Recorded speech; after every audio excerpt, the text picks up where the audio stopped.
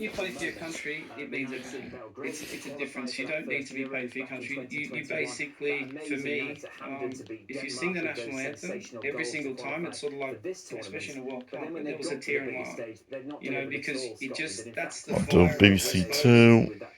you get for getting that opportunity to play on the biggest stage in the world. It's been interesting hearing kind of Tim talk about some of the big players that Australia And had BBC at One, that point. BBC You kind Two, of forget, that like, one, I mean, Mark Schwarzer, that you'd have played one, against, you'd have played all of those against all of and those that one, players. that Very one. cool. There was BBC you One, had some that really and that special one. players in that generation, wasn't there? Yeah, there was, and I think he went through a period of having some really top players, and quite a few of them obviously playing in the Premier League, and Australia's always a country. I I know, love this one first, yeah. firstly for mainly in the debut against Australia.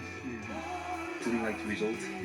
You weren't playing in that game, were No, I was in the The stand. BBC Two first, I'll do BBC One, I and was going through a court case because I played for Samoa as a kid, so I won the court case. But I was at that game. I got invited, and you know, I had a call up from Ireland, and I said no because I didn't know the national anthem. It's not me, regardless of whether they wanted me or was at Millwall. And I waited for Australia. I remember that game. I think it was 3-1. Yeah, 3-1. Yeah, and Shred changed the whole team at half time.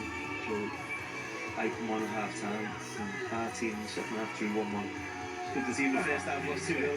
Oh, many years later, we're still playing in that. What was that moment like for you? I think we spoke about it, didn't we, briefly, because you and Franny Jeffers when he came on the show. What was that moment? Yeah, 17, making his debut for England. It was such a special moment.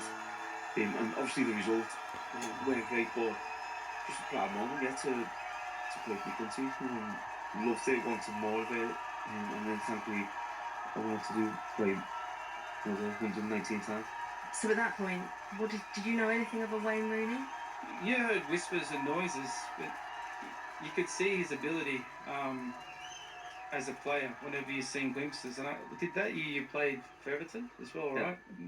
Obviously that Arsenal goal gets played on replay.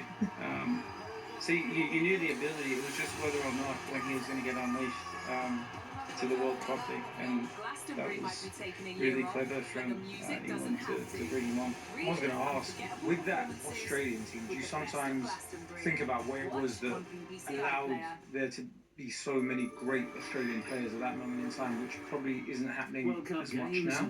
Yeah. What could be done in order to recreate styles like that? It's simple because all the players that played for Australia back then, I didn't come through the system. I was told I wasn't good enough. I left at 16. I wanted to have a trial. A lot of us left early.